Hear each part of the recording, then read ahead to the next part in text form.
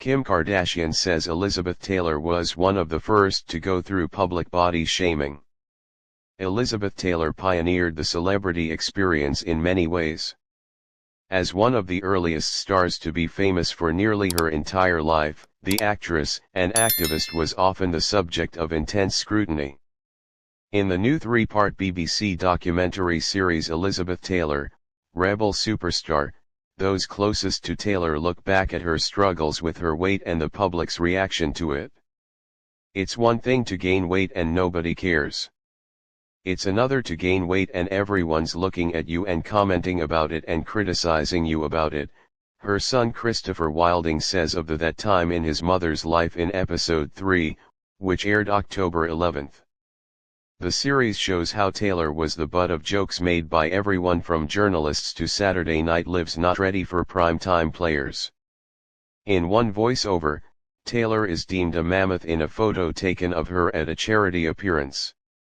"You're so famous that the world is attacking you. People were terrible to her," actress Sharon Stone notes. Taylor's weight gain was attributed to a back injury from her childhood, her struggles with alcohol dependency and her changing lifestyle in her 40s. Although her acting career slowed down during this period, the media's microscope remained trained on her life. That's what fame is like. That's how fame happens. It's like a light switch, and then it never goes away, Stone says. Being fat-shamed, that's traumatizing. And she was one of the first to go through it all. Kim Kardashian, who was the last person to interview Taylor before the two-time Oscar winner's death in 2011 and who serves as an executive producer on the documentary, says in the episode, "It's not easy to be first, you know." Taylor's granddaughter Naomi Wilding points out that so much of her grandmother's self-esteem was wrapped up in the adulation she'd come to expect from the public after a lifetime in the spotlight.